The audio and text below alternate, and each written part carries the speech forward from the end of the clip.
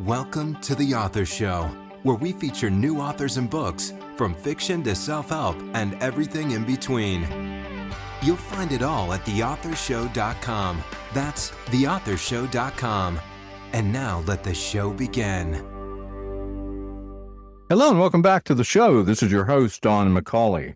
Today we're welcoming the program author Ellen M. Laura, and she is the author of PussyCat Messages, StarBorn Descent.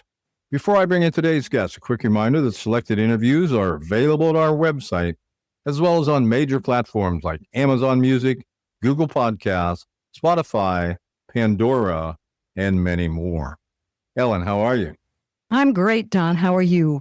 Good. Well, tell us a little bit about yourself, please. Well, I've been an author for 20 or 30 years. I wrote nonfiction for a women's magazine, published that column for a decade. It was about beauty and health and longevity. And then I found myself fascinated more with fiction than nonfiction, so I started to write it. So tell us about this book. Well, this particular book is a fantasy. It's about two royal felines who tumble from the stars into our human world. Their names are Starlight and Snowline, and they've been sent here by the goddess Freya to find those connected to their destiny. They have a mission that's very clear. If they do not make the world safe for all living beings, if they fail, all the animals will vanish from Earth. They will all be taken away, every last one of them. So this is a huge mission for the cats. They land in modern-day Las Vegas, and they choose a woman, Elise. She's weary from her struggles of everyday life. She's been disappointed. Her satisfaction is about zero, and she pours all of her pent-up love into the cats. And for a while, they forget their mission. They're adored, and like many of us, many readers, we know comfort can be a spell. So when the first adversary finally arrives, that's when the cats begin their real journey. They cross into forbidden worlds, and they begin to make this woman wake up to her destiny. Now, who did you write your book for specifically? Who's your target audience here? It's specifically for readers who want to cheer for women who dare to choose a career that isn't traditional, and these women stop settling for lovers who don't cherish them. And of course, it's for those who love felines. One minute you're laughing at the cat's antics, and the next minute the tenderness of the story touches you. It's for readers who understand that spirituality is caught, not taught, and that sometimes our teachers come wearing fur and feathers. And it's for readers who demand emotional intelligence and characters who are willing to face evil and defeat it one small step at a time. It's for anyone who's cried alone after too many years of not being loved properly. So, could you say there's any type of central message or perhaps underlying theme that you would say runs throughout your book? I would say the central message is that peace and prosperity will never come back to our world through willpower or loud heroics. It will only return when courage is connected to a mission. Now think about that. Remember the Lord of the Rings? That mission was accomplished because of a fellowship, and no one ever defeats darkness, loneliness, fear, or despair alone. So if you had to choose, what would you say is the single most important idea you're sharing in your book that's really going to add value to the reader's life? It's that personal happiness and freedom are never separate from collective safety. The happiness that you have, the peace that you have will grow in proportion to the energy you devote to protecting everyone's freedom and dignity. Now, I know we've all heard that before. We're all one, we're unified, but do we really know how to live that? I would say this story and the cats keep circling around this idea because cats can sense a lie and a fake smile. They'll let you know when betrayal is about to take over your life, and they will never bargain what feels wrong. So if you were asked to compare your book with any book out there we might already be familiar with, which book would it be and why? Well, I've loved the classics, and I'm certainly not going to be pretending I'm in that line, but I would say the one story that this is similar to is the never-ending story, that fantasy that was so beloved that reached millions and became a movie. And it's because the nothing, that dreaded beast that creeps into our world, and suddenly it steals someone you love, and they sink into a pit of quicksand. They disappear, leaving you heartbroken. So PussyCat Messages carries that same message, the sense that what we love could vanish if we stop protecting. There's also an echo from The Last Unicorn, that other beloved story where innocence and beauty are sacred. Can you tell us about some of the characters in the book? Well, remember, I'm the author, so I'm in love with these characters, and Starlight is the lead. He's our narrator, he's daring, he's mischievous, and he's sent on this royal mission from the goddess. But Snow Lion, his brother, is one who many readers feel more drawn to. He's candid, cryptic, and protective in a way that's really essential. And then one of my other favorite characters is Alaya. She's a swan, and she's elegant and otherworldly. She symbolizes beauty and grace. And of course, there's our heroine, the human woman, Elise, because she's daring to love and long and make herself real.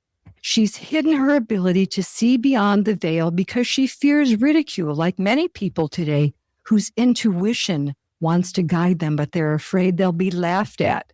The cats guide her by giving her a message and encouraging her to share what she has with others.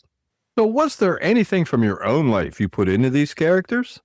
Yes, I would say Elise carries a lot of my own heartbreak and that old fear of being ridiculed about speaking up about reincarnation, or that I've actually visited other realms.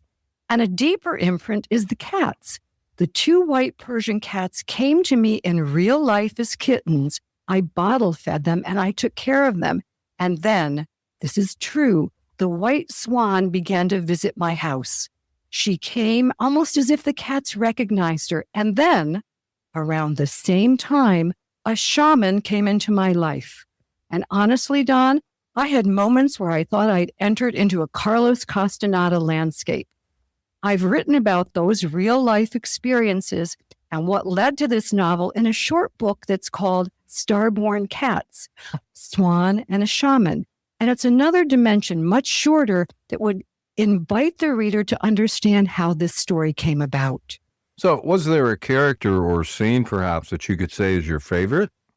Well, my favorite scene is the last chapter, but we're not going to go into that because it would be a spoiler.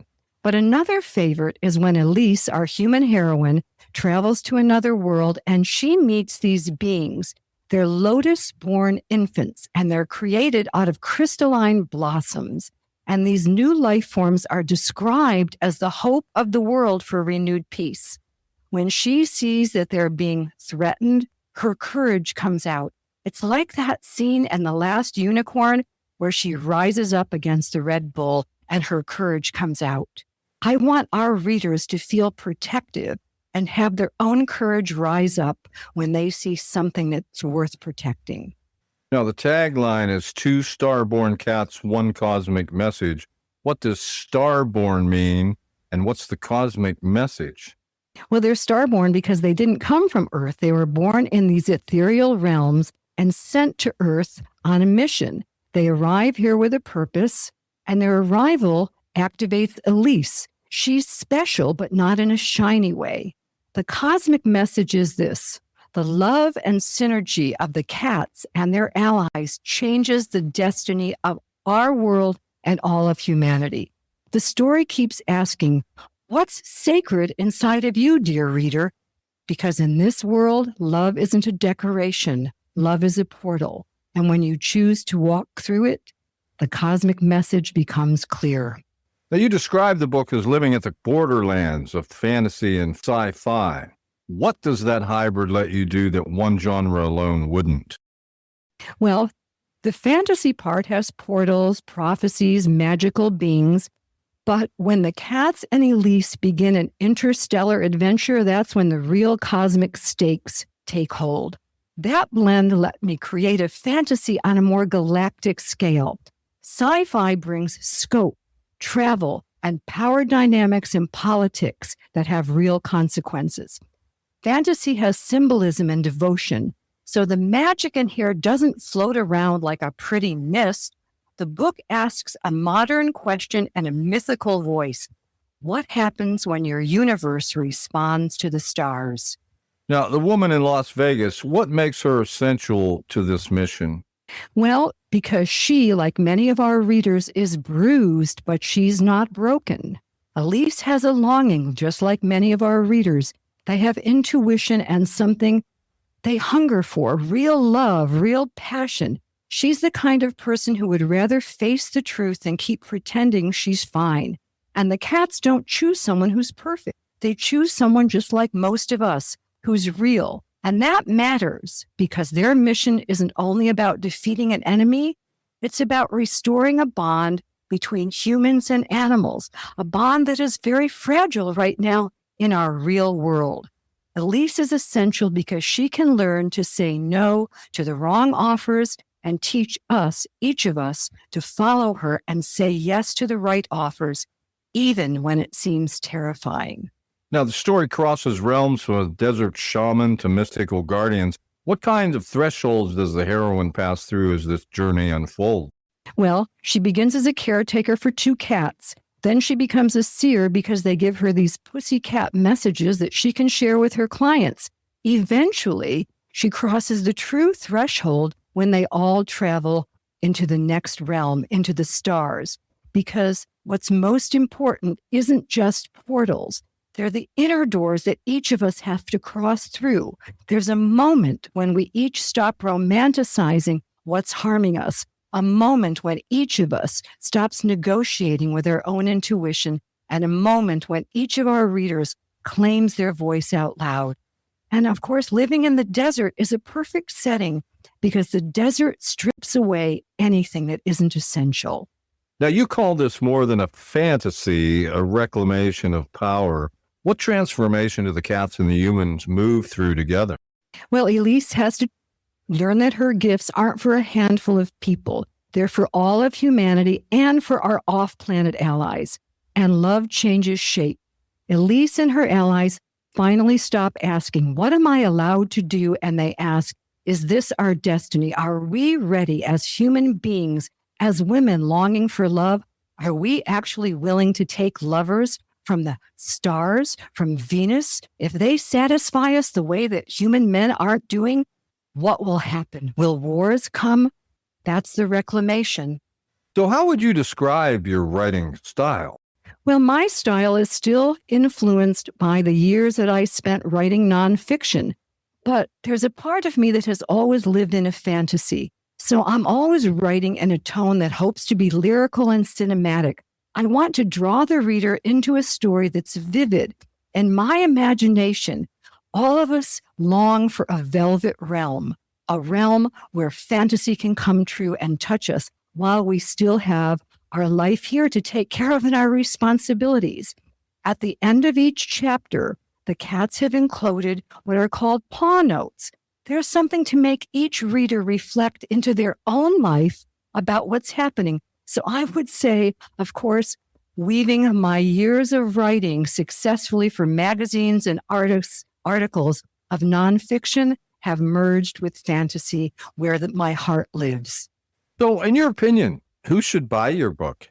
Well, I would say anyone who loves cats, portal fantasies, but as I've emphasized, this story was written for women. It's written for the woman who longs to have a lover who satisfies her, even if it means turning her back on everything she's ever known. It's for women who want to be loved, cherished, and they're daring to make a big change to have that happen. Do you have a website? I do. It's my name, Ellen, ELLEN, M like Mary, Laura, LAURA.com. That's the best place to find any updates on the book, bonus material, and what's coming next as I live here in the Velvet Realms with my living feline muse, Empress Bella Rose. Well, this has been just great. Our guest today has been Ellen M. Laura, and she's the author of PussyCat Messages, StarBorn Descent. Ellen, thanks very much for being with us today. Thank you, Don. It's been a pleasure. This is Don McCauley wrapping up another edition of the Author Show. Go out there, buy the book today, and please share this interview with your friends so they too have the opportunity to discover our guests and their work. The Author Show can be accessed at any time at theauthorshow.com. And whether you're an author who would like to be featured or a reader in search of new books to read, the Author Show is a great place to start. Check us daily as we continue to introduce wonderful authors of very interesting books on the Author Show. Thanks for listening to The Author Show. Find out more about authors and their work at theauthorshow.com. theauthorshow.com. Tune in next time to another great author on The Author Show.